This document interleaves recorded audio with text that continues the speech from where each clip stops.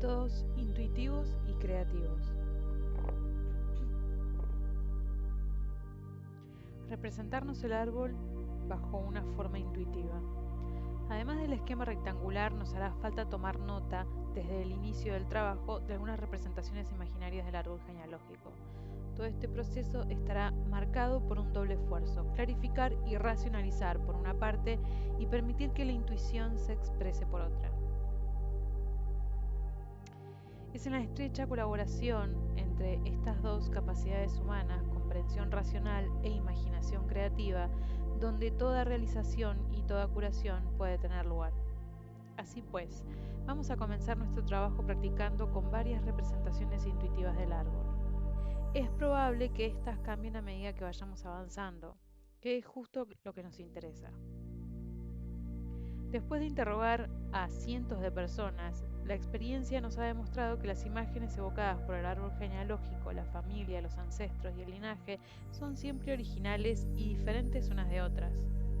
Estamos aquí en un terreno en el que resulta imposible hacer bien o mal las cosas, porque de lo que realmente se trata es de exorcizar esas imágenes que todos llevamos dentro de nosotros para permitir que nos hablen como nos hablan los sueños.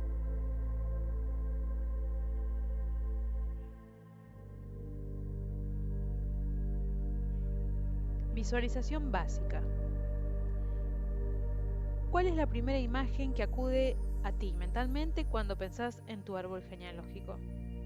Anota y describe o dibuja dicha imagen. Ella misma irá evolucionando paulatinamente durante el curso de tu trabajo. Representación de base. Toma varios lápices de colores como si fueras un niño y sin reflexionar previamente dibuja la primera cosa que se te pase por la cabeza para por medio de ella representar tu árbol genealógico. Algo así como si tuvieras que mostrar tu dibujo a una persona de muy buena voluntad, pero procedente de un ámbito cultural muy lejano y que no comprendiera nada en absoluto tu idioma. Una vez dado este primer paso, a continuación te damos algunas sugerencias sobre representación y visualización que te permitirán ir mucho más lejos. Si es que esto te tienta, más adelante en el capítulo 10 podrás completar este trabajo. Representaciones pictóricas. ¿Y si tu árbol genealógico fuese un cuadro? ¿Podrías imaginarlo o mejor aún pintarlo? Para esto último es bueno intentar hacer un esbozo previo, aunque no sepamos dibujar. Su árbol sería más bien un paisaje. ¿Cómo representarlo? ¿Con qué paleta de colores? ¿Qué elementos de paisaje estarían representados? ¿Con qué luz? ¿Durante qué época del año? Un cuadro abstracto. ¿Qué formas, qué colores, qué relación habrá entre los diferentes elementos que vamos a utilizar? Cada forma representará un personaje en particular. ¿Quién estará presente y quién ausente del cuadro? Una naturaleza muerta. ¿Qué elementos estarán presentes? ¿Cuál será la atmósfera de ese cuadro? ¿Y su moraleja?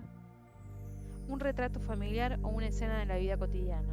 ¿Quién estará representado? ¿Con qué ropa? ¿En qué lugar? ¿En qué entorno? ¿Qué relaciones existen entre los personajes de ese cuadro?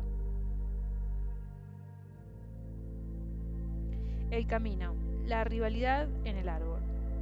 Por un largo camino, imagina a todos los personajes que conozcas del árbol, tú incluido, disputando una carrera a pie en la que cada uno trata de adelantar al otro. Intenta visualizar quién corre y en qué posición, cuál es la actitud de cada cual y qué sensación experimentas siendo testigo de excepción de una carrera semejante.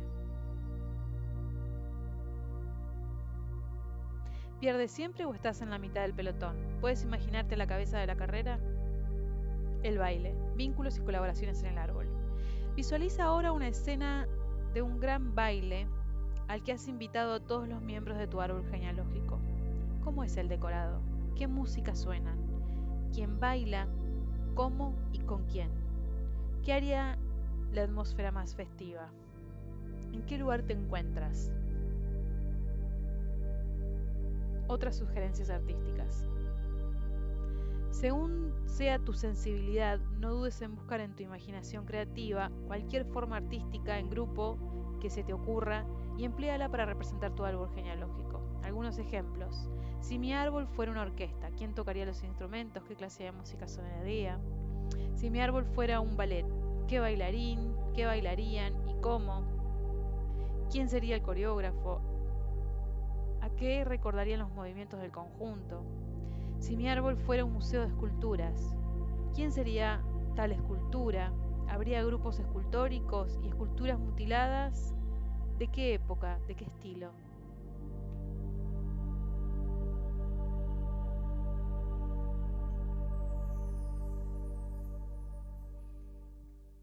Ejercicios creativos para rellenar huecos. Como ya se ha comentado anteriormente, podría presentársenos una situación en la que dispongamos de muy escasa información sobre el árbol o alguna de sus ramas, incluso sobre alguna persona en particular. Las personas con numerosos huecos en sus árboles genealógicos tienden a creerse paralizadas en relación con aquellas otras que han logrado obtener mucha información. En realidad las cosas no son tan tajantes.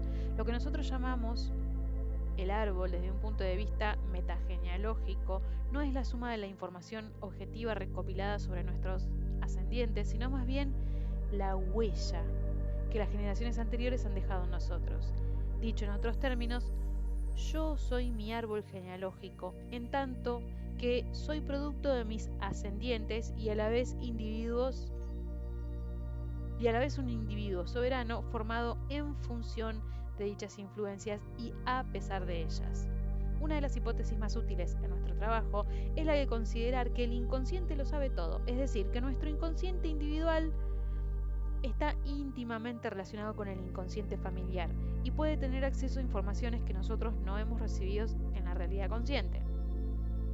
Esto no es evidentemente una verdad científica demostrada y nosotros no pretendemos imponerla como tal, pero sí es una base de trabajo que permite subsanar por medio de lo que comúnmente se denomina imaginación las lagunas que hayan podido quedar después de llevar a cabo una primera encuesta racional. Dicho con otras palabras, una vez que todos los datos disponibles en el exterior hayan sido recopilados, habrá llegado el momento de volverse hacia nuestro propio interior. Lo que no se conoce es lícito imaginárselo. El trabajo puede entonces adoptar formas intuitivas, destinadas no a hacer emerger la verdad, sino nuestra verdad. De entre todas las posibles técnicas que existen para poder subsanar los silencios del árbol genealógico, citaremos algunas con el fin de que puedas experimentar según tus preferencias. Primero, la visualización.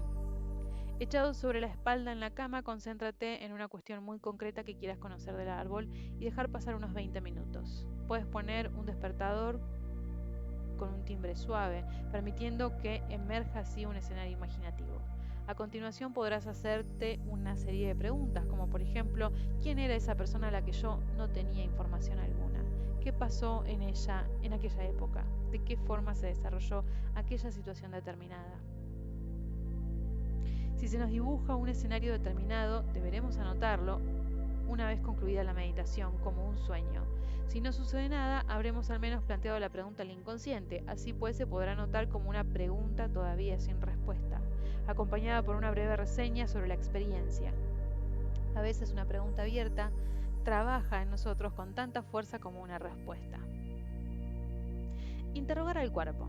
Metafóricamente hablando, la memoria no está alojada únicamente en el cerebro, sino que se encarna en diversas partes del cuerpo, desde las cuales puede prestar una función simbólica. La cabeza representa tradicionalmente al padre, la garganta, por donde ingerimos los primeros alimentos, evoca la relación inicial con la madre, las manos son nuestra herramienta para actuar en el mundo, etc. Si la imaginación pura no te aporta absolutamente nada, intenta concentrarte en diferentes partes de tu cuerpo y deja entrar, invita o permite que surjan en ellas a determinados personajes de tu familia.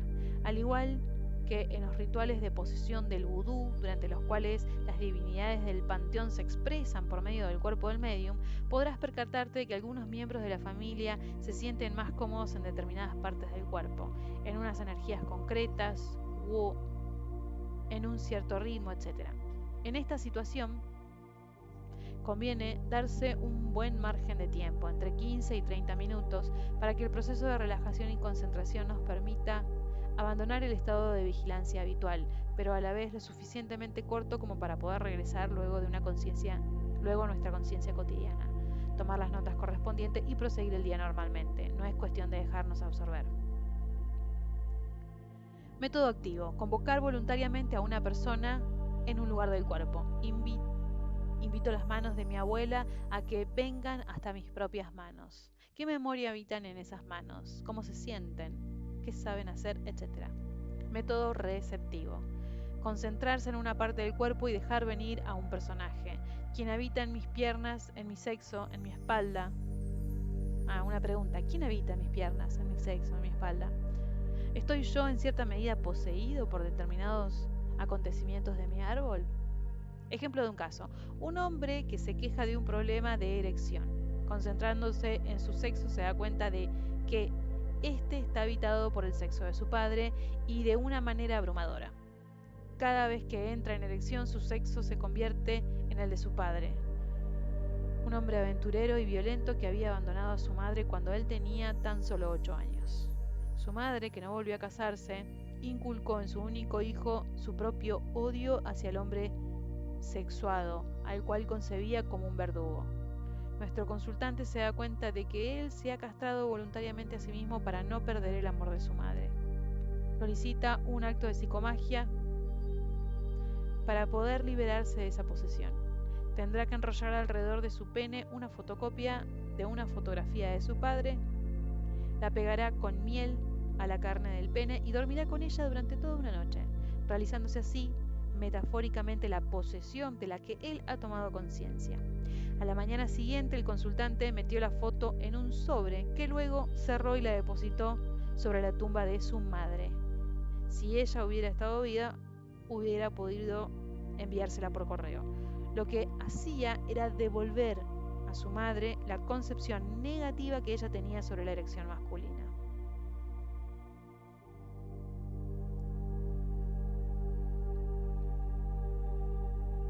La escritura automática.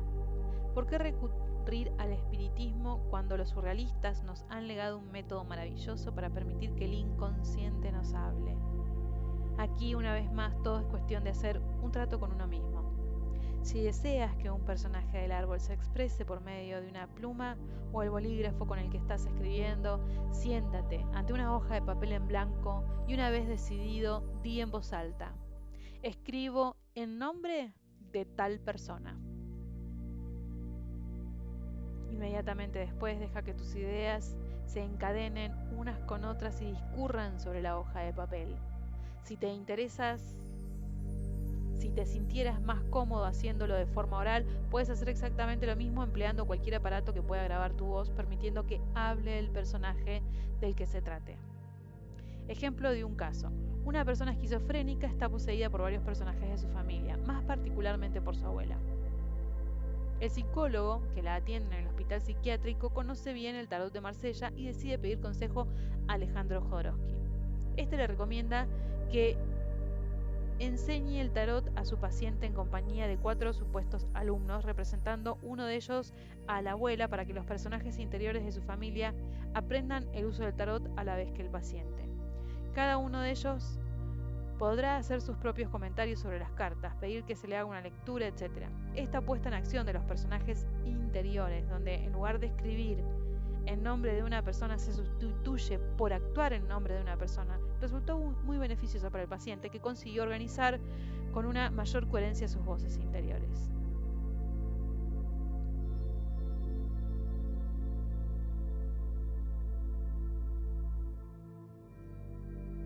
El dibujo intuitivo. Para hacer un retrato de una persona desconocida a una escena que estemos intentando sacar a la memoria, el proceso sería el mismo que para la escritura automática: dejar que el lápiz, los pasteles o los pinceles vaguen libremente sobre la hoja de papel y ver cuál es el resultado que emerge de ello. Todos estos ejercicios tienen una meta en común: tomar conciencia del hecho de que todos nosotros estamos habitados por la totalidad de los personajes de nuestras respectivas familias y que ellos pueden, a nuestra voluntad, hablar a través de nuestra propia voz, de la misma manera que en ciertas religiones, como el vudú, el espíritu habla en nombre de deidades del panteón. Es muy posible que obtengas resultados verdaderamente asombrosos o que por el contrario sean aparentemente decepcionantes. Cualquiera que sean estos, conserva siempre el resultado de tus investigaciones, tanto la información objetiva como el material intuitivo. Asimismo, cabe que las eventuales resistencias que ofrezca el árbol genealógico produzcan unos resultados que puedan parecerte planos, banales o contrariamente bastante confusos. Sin embargo, a medida que vayas progresando en el estudio del árbol, irás descubriendo algunos detalles que posiblemente te resulten sumamente reveladores. De igual manera, ciertas informaciones concretas que te hayan podido escapar en un primer momento podrían asumir repentinamente un significado muy potente.